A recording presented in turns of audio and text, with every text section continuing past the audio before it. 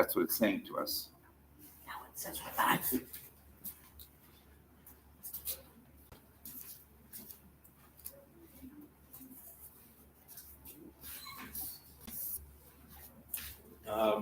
First, I would just like to say thank you for this invitation to be here. And good afternoon. Good afternoon.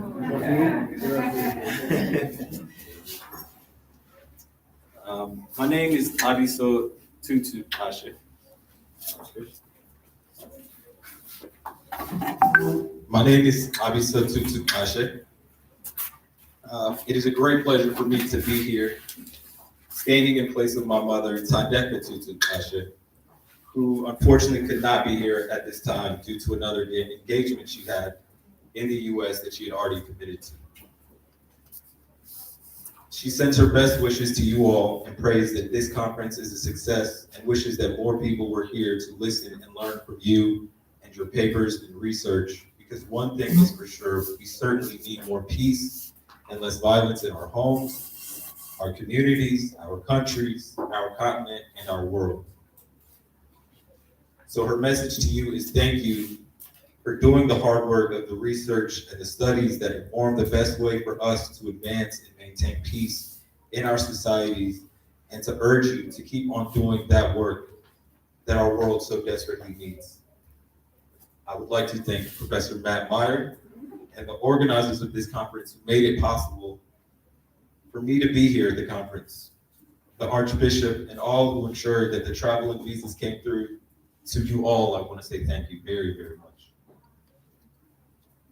My final thanks is on behalf of that of my family and for using this platform to recognize and have a special memorial to my grandfather, Archbishop Desmond Tutu. We are rapidly approaching a year now since his death on December 26, 2021.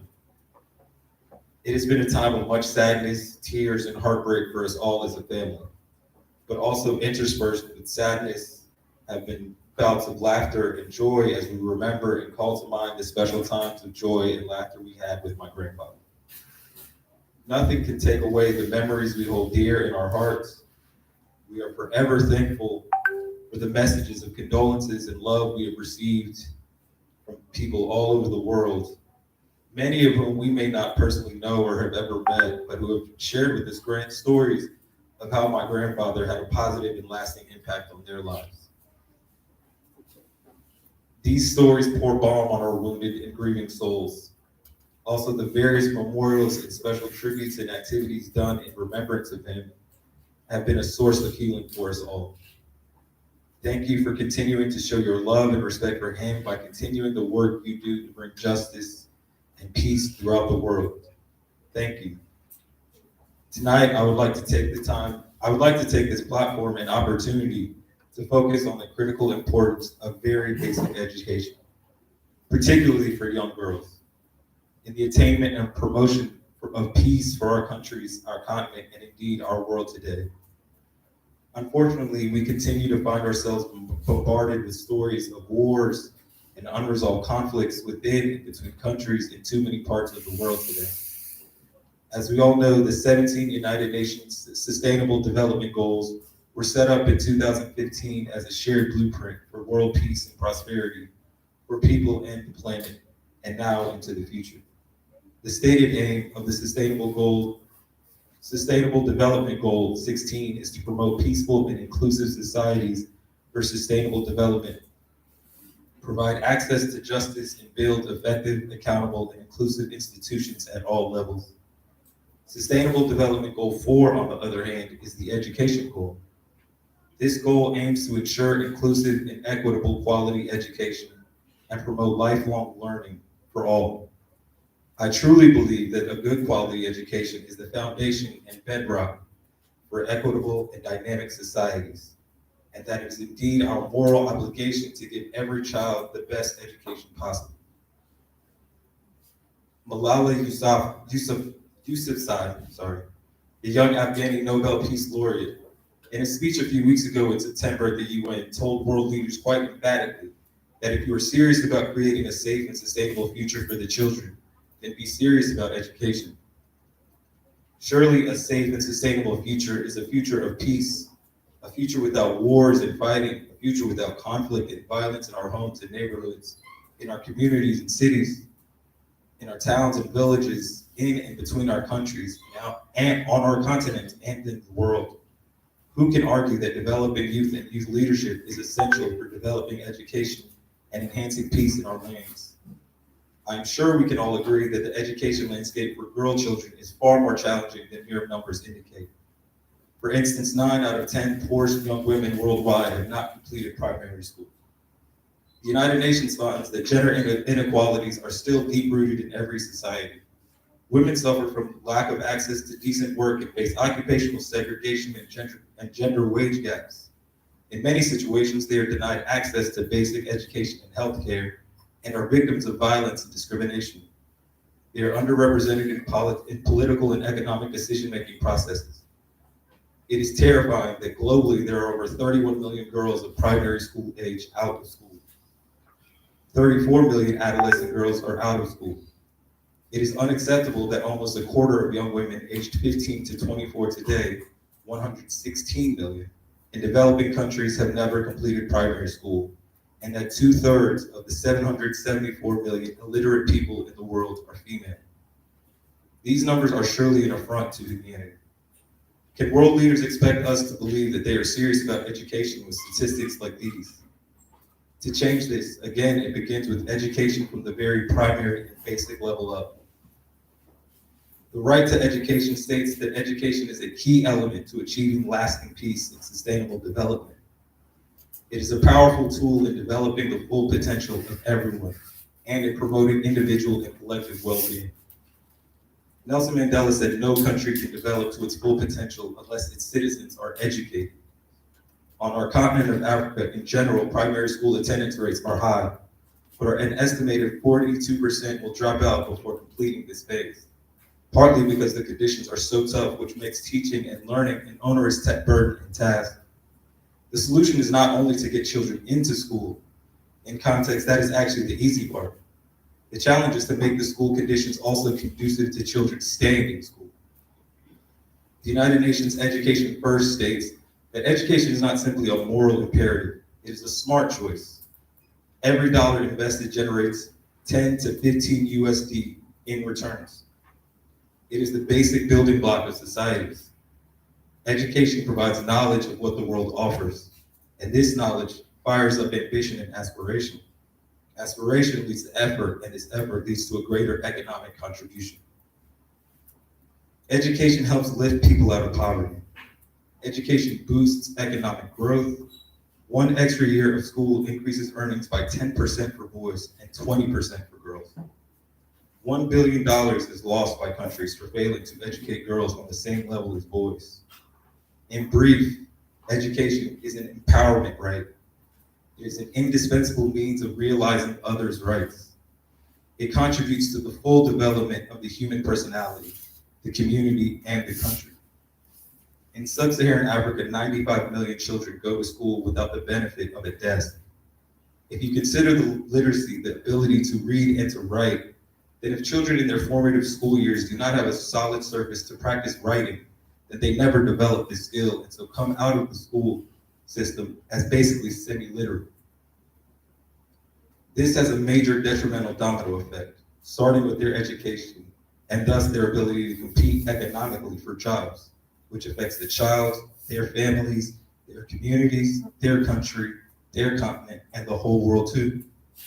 How can we ever hope our children will take their place as fully competent, literal, global citizens with their counterparts in the rest of the world when we are not putting in the resources for them to do so? How are we seriously grooming the next generation of leaders when we are not even providing the most basic of educational infrastructure pieces to ensure they attain at least a functional level of literacy, a school desk? For instance, South Africa has a school desk shortage of about 3 million out of 12 million learners in school. This is not the worst. Mozambique has 9 million children in school. 7 million have no desks. Globally, that figure of 95 million for the African continent becomes 500 million. Truly, Tutu Desk is basically an African solution to a global problem.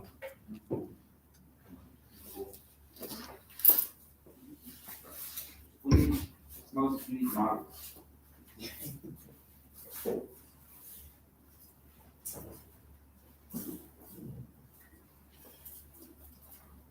What is that? You're South African. Could you come up here and be a model as well? It's a model thing. Just you. Okay. I'd like to have Tutu Desk to show. It is a handheld, portable structure made of recyclable plastic. One side is blank and the other has educational information printed on it. The writing can also be customized to include health and human rights messaging, as this ends up being a walking billboard through the community as the kids carry it to school from home and back again. I'm very proud of the fact that the desks are manufactured in South Africa. The beauty of the Tutu Desk is that it can be used in any classroom situation, whether the classroom is a bricks and mortar structure where kids may actually have chairs but no desks, or even if the classroom is under a tree. Also, the child can take it home to use when doing homework. As you can imagine, if you go to school where there are no desks, then it is unlikely that your home will have a desk set up for you to do homework. Tutu Desk addresses one of the most basic education infrastructure needs for our children. Already 2 million children in 22 countries in sub-Saharan Africa have had the opportunity to have their educational experience enhanced, their literacy improved through the gift of a Tutu Desk. However, our goal is to give out 20 million of these by 2025. A Tutu Desk in its most basic form is just a writing surface. But in the course of our work, we have found additional side benefits to this gift. It is also, in a very real sense, a gift of dignity. It is a powerful voice that says to the child receiving it, you are worthwhile. You do matter. Somebody cares enough about your future to offer you the platform to build one on. The Tutu Desk is more than anything a hand up, not a hand out for kids. It belongs to the child. It offers a unique sense of ownership. This is my desk. I will use it every day because I am somebody. Those are words spoken by every child who gets a Tutu Desk at a handover. From my own experience, no statistic or description can impart the emotion and excitement at a Tutu Desk handover. Often, given the poorest communities, it is usually the first new anything a child will own. And it is inspiring that years after a handover, the Tutu Desks are still in schools, still being used, and still playing an important role in literacy development. How do we know it works? It is not good enough to simply make something and deliver it. It has to work. Independent research done on the impact of Tutu Desk by AFPREA has shown impact improvement in learner motivation by 80%, in classroom organization by 76%, homework delivery by 65%, children's concentration by 69%, and in the ability to write more in class, 72%. There was an unexpected finding from this research. In area schools where the Tutu Desk had been given out, many young boys who had dropped out of school because the learning conditions were so arduous and hard had come back to school to continue their education after Tutu Desks were in their schools and communities. The immediate question is, if the boys are not in school, where are they? And what are they doing? And what does them being out of school and lacking education mean for peace and security in their communities and countries? Lifting up the next generation at its core is leaving the world just a little bit better than we found it. When we commit to serving others, we often find that we also serve ourselves at the same time. Humanity is a strange thing. The gift of giving is also the gift of receiving. The joy and excitement on the faces of the children when they receive a Tutu Desk is indescribable. Our children are so excited about education because they know that it is a way for them to improve their lives. It is a way out of the depths of poverty for themselves, their families, communities, their country, the continent, and the world. Lifting up the next generation through education and the gift of a Tutu Desk offers a unique outcome. The change is instant and measurable. The true gift of a Tutu Desk to a child is that it is a generational gift. It allows this generation to better their circumstances in order to smooth the road for the next. It is hoping that the world that our children and grandchildren will inherit will just be a little less onerous, a little more just, a little more fair, and also surely a little more peaceful. Thank you.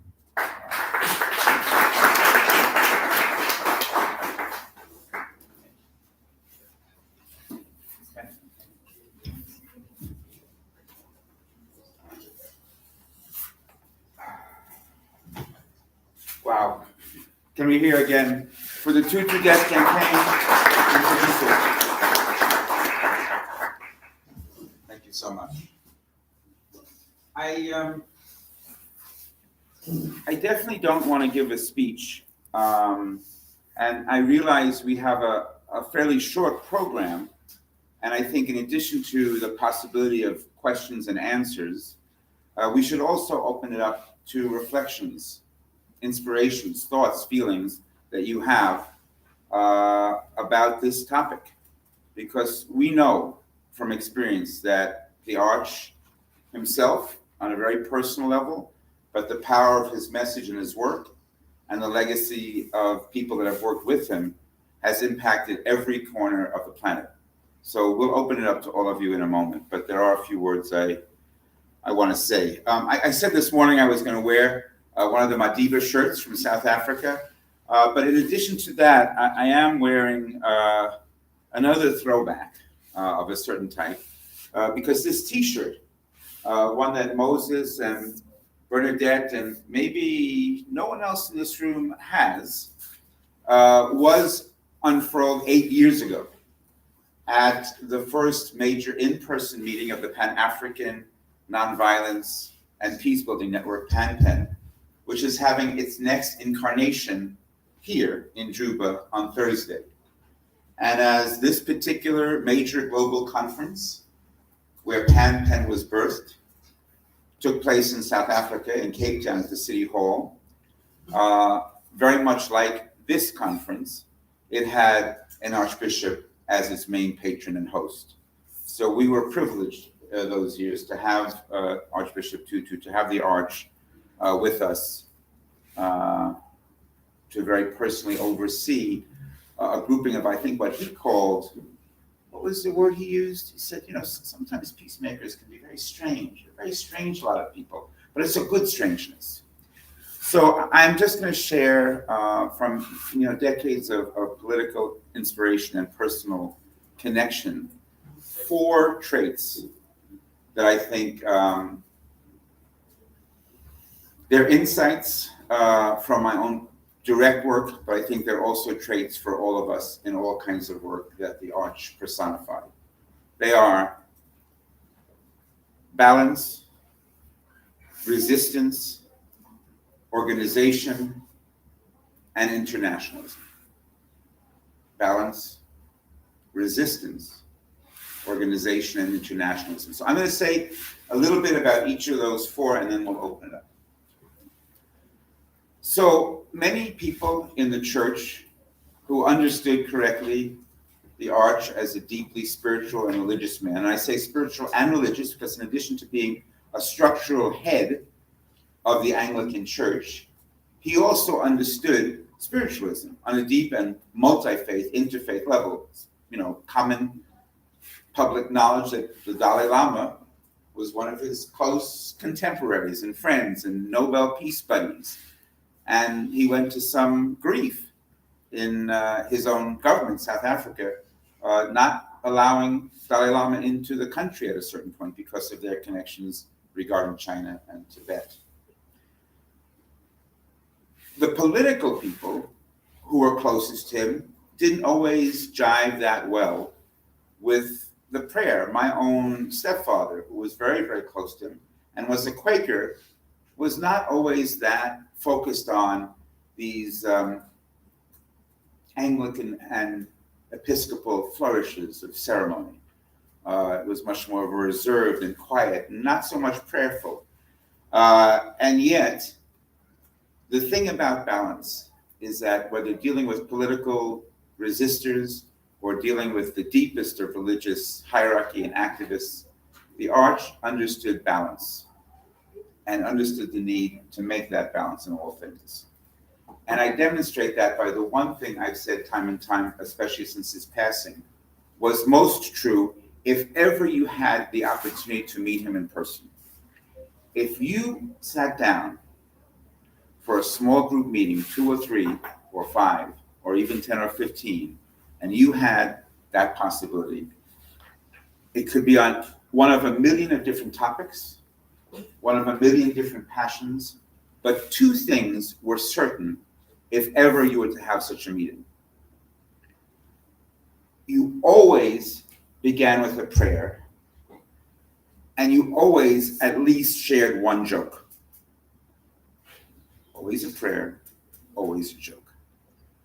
Because the idea of humor, of laughter, of personality, of understanding that you had to giggle in order to stay in this work for the long time, you needed that balance. Prayer was not enough. Resistance was not enough. The balance between a humorous and loving and hopeful life was necessary. I'm going to tell you a story about resistance because the first time I had a direct interaction was way back in the 1980s. I was in my 20s, and it became clear on my side of the ocean that there was a movement growing up of resistors in South Africa that looked like me. There was a grouping of white people, women and men, who were focusing on the role of the South African Defense Forces, the apartheid racist army that defended the regime, not only on the borders of Namibia, Southwest Africa, or on the northern borders of the frontline states, but within the South African townships. And as a campaign of whites against conscription into the South African Defense Forces began to become and grew into a mass expression, the first of white opposition to apartheid inside South Africa, those of us involved with war resistance and draft resistance movements saw it as a particular opportunity to spread word about the anti-apartheid movement in the larger peace community, linking anti-militarism and anti-racism and anti-imperialism. So I connected with this young white draft resistor. He was a doctor, he was a medical doctor also. His name was Ivan Toms. He was from Cape Town, and he was also Anglican. He was a part of the Arch's church, I think maybe before he became Archbishop, when he was still Bishop Tutu. And they had known each other and been friends. And as Ivan, who was also known in his community as a respected white medical doctor who always gave support for a particularly fragile and resistance-oriented grouping called Crossroads. And the Crossroads community in South Africa was essentially a shack dwellers community. Right? They were a shanty community. They were a temporary community. And because they were resistors, the South African racist regime loved to plow down and destroy their community, and they equally loved to build it right back up. And it was an incredible, anguishing, and yet inspiring series of stories about this community that kept on keeping on fighting against apartheid. And this one white medical doctor decided to open up a clinic in the middle of there. So it was a very public act of support that was thoroughly illegal. So Ivan was a doctor. Ivan was deciding to become a resistor. He was making connections internationally with myself and a few others in the war resistance movement.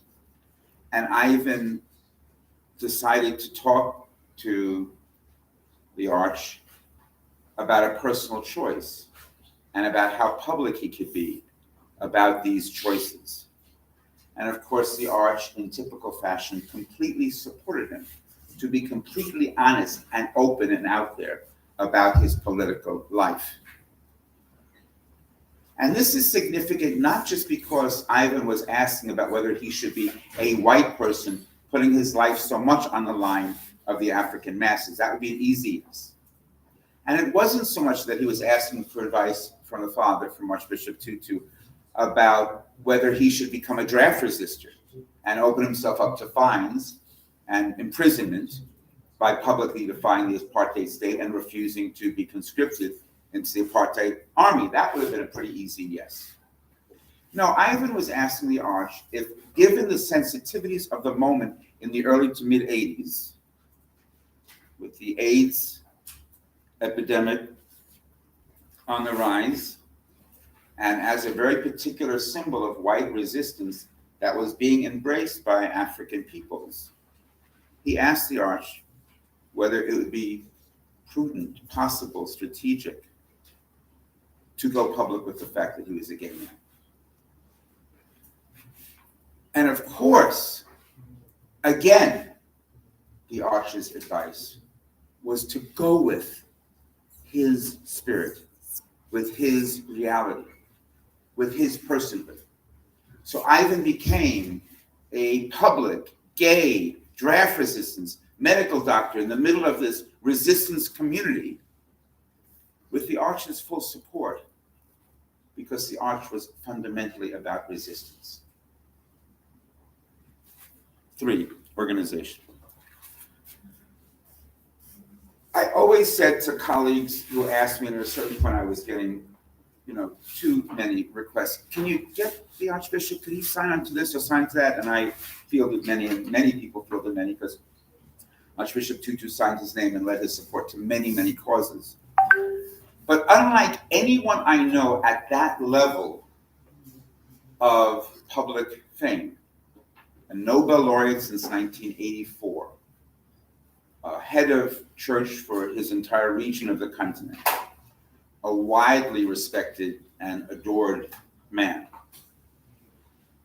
But if you didn't have to have a certain end, and you didn't have to be powerful. He had an organization where he had a number of people working for him, and this wasn't every minute of his life, no one can do that. But there was a clear line where you could get a response quickly. You knew if you had a question to ask him, there was an office to write to, there was a secretarial team and a support team, and you would get an answer. Maybe the answer is no. Maybe the answer was, I can't really deal with that for a month. Often the answer was yes. Many, many yeses. But mainly the respect of putting the time into building an organization around him so that no one had to muddle through deep bureaucracies or wait for months because you weren't a president. And of course, many presidents adored him. But you didn't have to be a president to get a reply from his office saying, I can do that next week, or I can't do that now. Or yes, of course I'll do that, add my name to it. Organization. And we can't get anywhere without organization. Finally, internationalism. Now, I'm not quoting him because there are lots of people who are quoting him, and I love the presentation this morning from my sister about Ubuntu, which of course he deeply popularized. And I have been so wanting to touch one of these desks for so long. I've been reading about this for years, but now having them here is a thrill, and having one of the key people who's put that campaign to reality is a thrill. But it's also redundant for me to talk about what kind of an internationalist the Arch was. Because I think all of you know, all of you probably can have a story of some campaign of some people somewhere close to you that he touched, that he supported. I mentioned Tibet. But I want to end by talking about a very particular type of the most disenfranchised people on some levels. And we don't need to have a competition of who the most is. But when you look at people who are still colonized, like Tibet, but also on this continent, like Ambazonia, so-called Cameroons, like Western Sahara, a more well-known case, colony of Morocco. But even further afield, of course, the Arch was an extraordinary supporter of the people of Palestine and West Papua.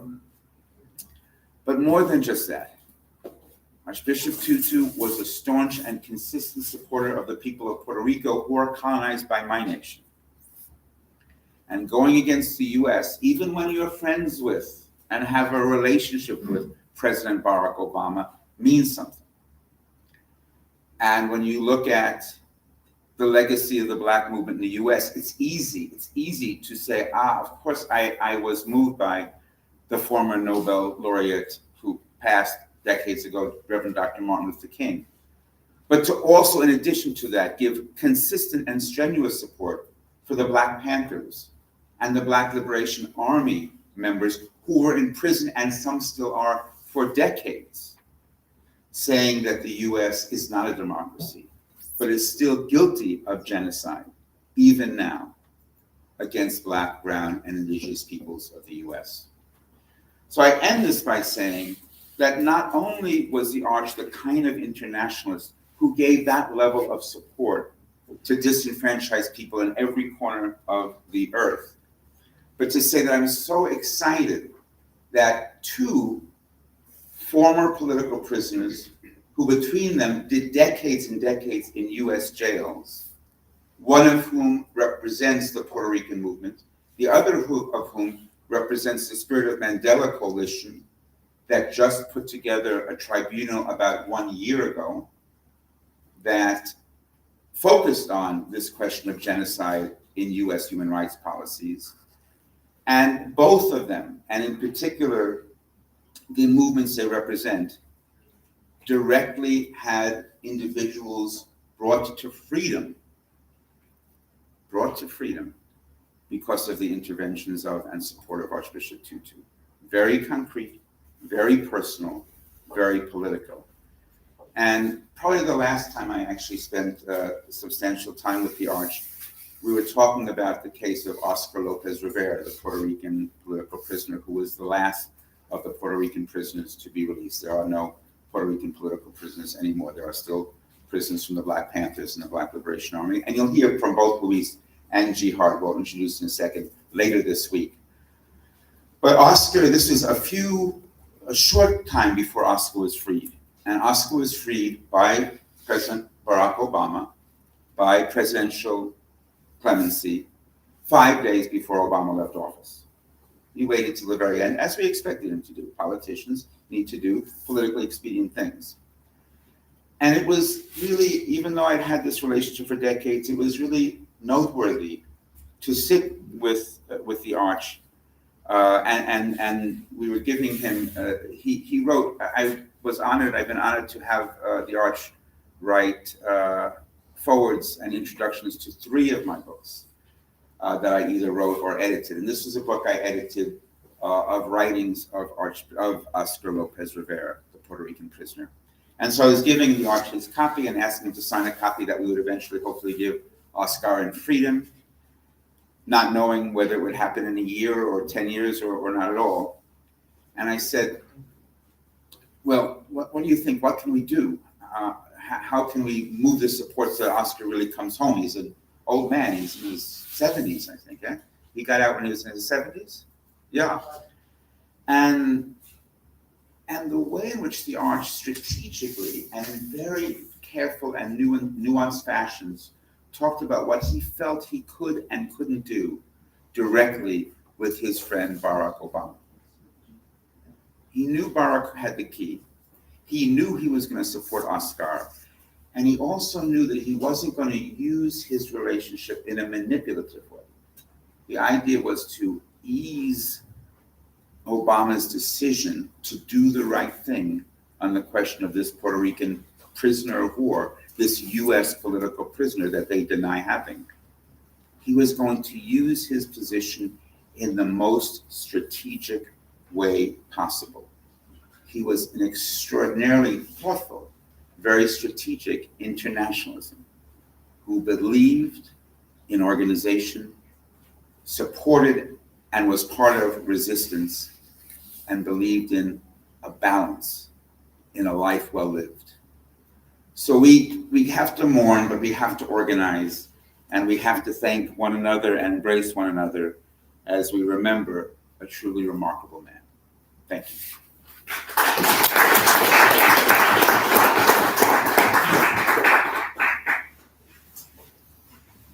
So now we open up questions, comments, thoughts, reflections, proposals, if you want to. Yeah. Go ahead. Thank you. Come in the middle so that Okay. you can go on the live stream. Yeah, thank you so much. When Mark was making the presentation, he reminded me of a situation, the last meeting we had in South Africa in 2014. And in that meeting, Archbishop Desmond Tutu addressed the gathering. And we were there, and he spoke for only 2 minutes. As far as I can remember, he spoke for only 2 minutes. And I still remember what he said. And he told us that, welcome to South Africa. And I just want to tell you that those of you who have just seen South Africa today, this country was not like this before. But South Africa is what it is today because of some crazy individuals. He said because of some crazy individuals who believed in doing something that many people believed cannot be done. Okay? And it was through the efforts of these crazy individuals that we are able to see South Africa the way we are seeing it today. And he was referring to the apartheid period. And he actually asked two individuals who were among the crazy people who really worked for a better South Africa, using even self-denial. And those individuals, they were there. And he said this because he said, I want to repeat this again. If countries are to develop, if we are to have countries that we would like to see, then we need some crazy individuals who will believe in doing what other people believe that cannot be done. That is what he said. So that message, in my view, is very strong, because we live in a context where sometimes we believe certain things cannot be done. And it is because of this belief that things are not happening to our expectations. So in other words, it means if we want a better future, there is no one who will do that, work for that better future, apart from you who has that aspiration and belief to see a better future. So I have a strong respect to the Archbishop, and as we celebrate his legacy, we still remember his words and his struggle, and we knew he was among few that has really worked hard. He was challenged, like many of us being challenged, but he never gave up. He did his part, and here we are to celebrate his legacy and also the work that he has done for humanity, not only in South Africa, but globally. Thank you so much, man. You know, not just because I want people to keep applauding, but I completely forgot to actually introduce them and say their names. So let's give a welcome to, just in a few hours ago, from the Puerto Rican movement, Luis Rosa, from the Black movement, Jihad Abdul-Mumeet, former political prisoners, both of them. Wave your hands or stand up. There we go. Could folks come up here that want to say a few words? And I know people would want to say a few words, questions or comments or anything. Matt, Yeah. I just wanted to ask how, where one gets the Tutu desks for marginalized students in Cape Town in particular, and for our family, little babies. So that's obviously your question, and we want to keep the jealousness factor low. You're in And I South wanted to Africa. say You're the gonna same get Tutu desks. The rest of us, it may be Can more I say a complicated. second thing? If I may, since I bundled for free, I want to say another thing. Okay, let's the Tutu desk, and then I want to address you as Mama. In terms of actually getting a Tutu Desk, tutudesk.org is the best website to facilitate ordering desks for donation to school children and throughout sub-Saharan Africa. Thank you for that. I will definitely be ordering tutudesk.org. This is my. I then want to, just wanted to thank you for continuing the legacy of your grandfather, whom we all love very dearly. I was an Inza, a child, and he was Hold on. very Could you please come up, because I want the live stream to hear it, and also that mic's not as good as this one. Really. I just wanted to thank Matt for being such an excellent ally. So thank you for that. No, you were talking about your childhood. That was what I wanted people to hear, not that you thanked me in public. I want to be like that. Okay. I'll turn this around if necessary, but can people, yeah, please.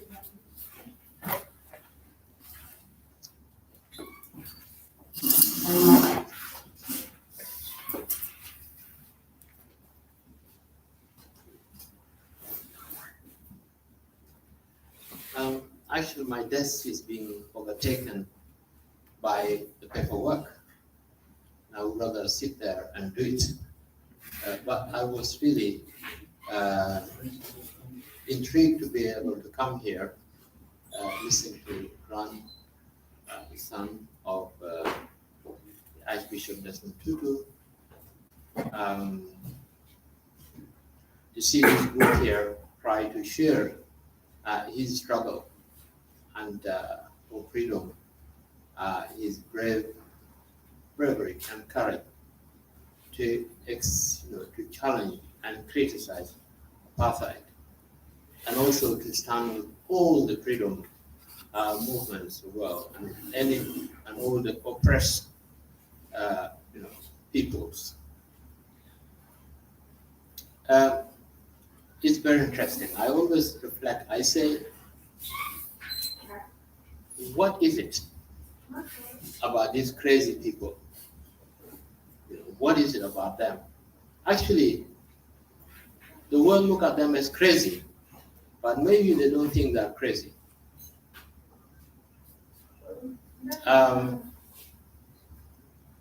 One time, I have always been free.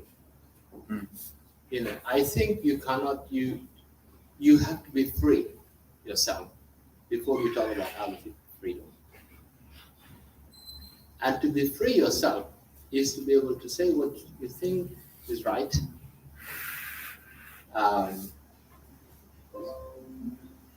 And you get Mandela, you get Desmond Tutu, and others,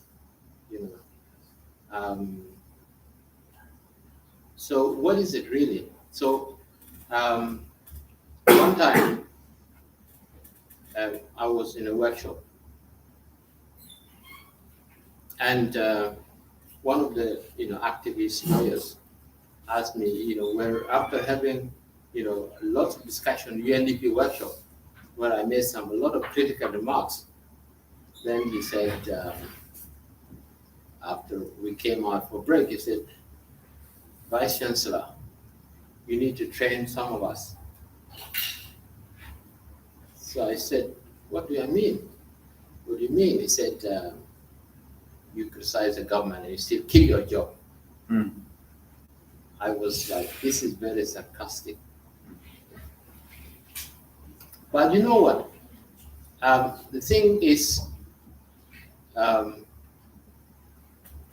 have always been free for expressing myself, and whether I have a job, to which I'm appointed, I will say this is the right thing to say, expressing myself that if it is wrong or it is right. And it's surprising that people find it as crazy. So sometimes I say, one time I tell them that sometimes I describe myself, because I'm academic, I say I'm a licensed madman. Yeah. Or sometimes I say I'm a bishop.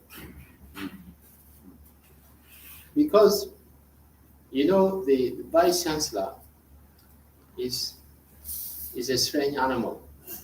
The way people are, they don't fit anywhere. And by the way, for us here, vice chancellor is the president of the university. So the chancellor is the president of the republic. So one time, I was, going to freedom. There was 2015, the last time we celebrated independence. So I went there. I was invited. As I went, they couldn't find where to seat me. We came past the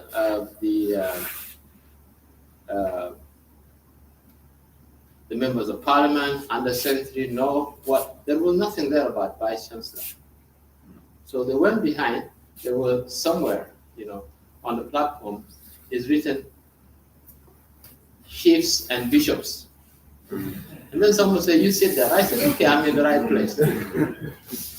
So I think this kind of thing, when we see Desmond Tutu, I think he is free. And he has to be free in order to, we, as what we are doing here, cannot compare, to what he was doing. But I think there's a little thing, tribal thing that we share together in that kind of, if I use that language, to be able to express yourself, to believe that this is the right thing or this is wrong, and it doesn't matter, whatever, So I thought that I shared this thought with you. Thank you. Thank you so much. Others who want to share a comment, come. Yeah.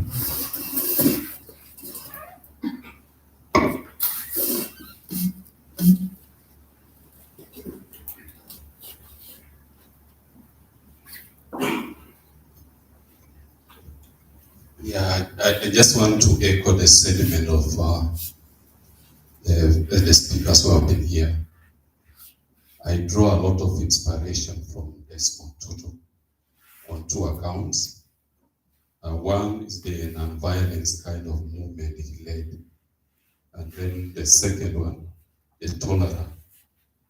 There are only two peace icons, if I can remember, who muscled up such a kind of movement. The Mahatma Gandhi, when we were in India, we both actually went to the Mahatma Gandhi and we learned a bit of it. Those are the only two people I remember who did that kind of work. Just to the bravery, the courage they demonstrated, that was actually beyond what we can call an average human being. I think they were quite inspired, I can say, of the Desmond Tutu. The inspiration they got, maybe it was because of spiritual something. I learned something that if we have a high goal, we should not fear anything. There is somehow a God who will help us. I saw it in the Desmond Tutu, Gandhi, the one in India, and it worked so well. I think something that has held us captive is fear. We've been a fearful society whereby we cannot confront issues. We stay to wait people to do it for us, and actually they take advantage of us in the way they advance their own self-interest. And we can learn a lot from Desmond Tutu. As a young man, I related a lot with him. He was such an inspiration to me. And at some point I said, when I was going to the university, I said I would become a politician. And I really just wanted to fight for the rights of people, those disadvantaged in the society and all that. Just because of what I was seeing happening in South Africa. I have quite a lot of writings from South Africa, Nelson Mandela, Desmond Tutu, just because of when they did the work, they stood for something, and actually they pursued. What I've learned in life is you should have something you can die for. Something you can die for. I think that's the high calling for everyone. And nothing can dissuade you from pursuing that goal. That's the highest calling. And one thing I know is that God will always protect you in that instance. Yeah, thank you very much. Any further comments, questions?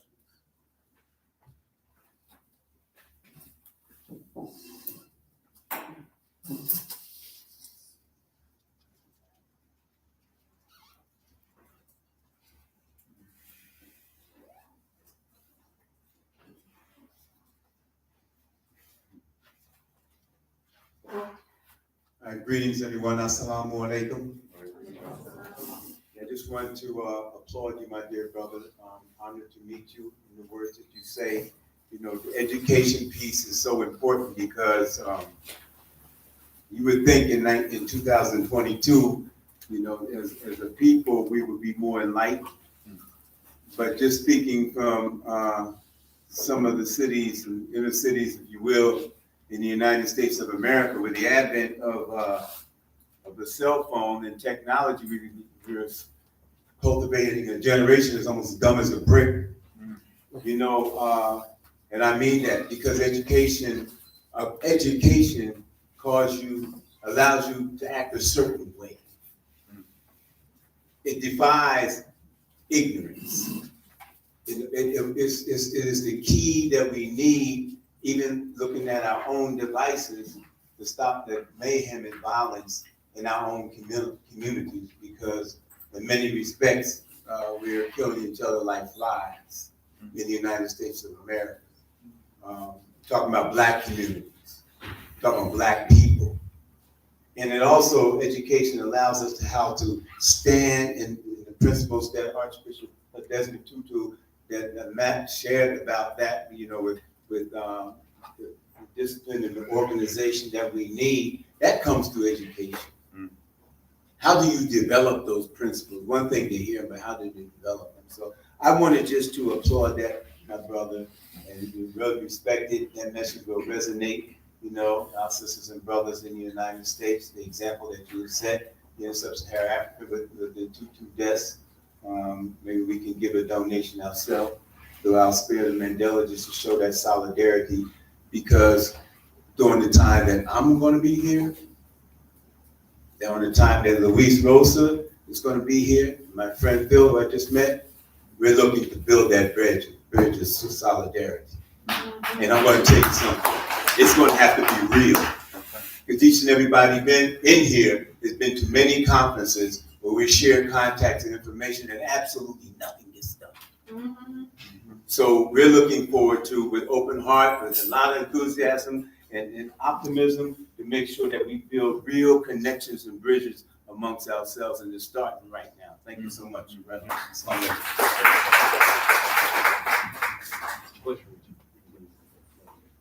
So I don't see anyone jumping out to speak, and I in the States have learned that it's really not a good idea to try to follow Brother Jihad, because it's pretty inspirational.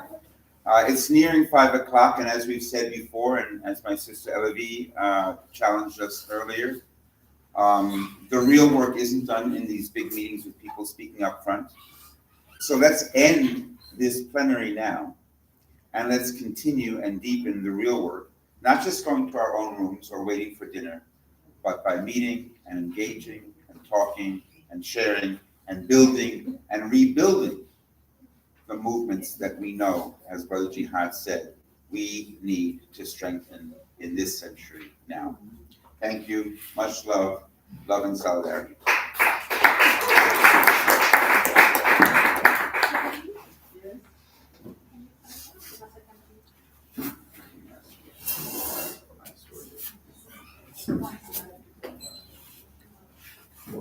Oh, I just think about it, live stream, live stream.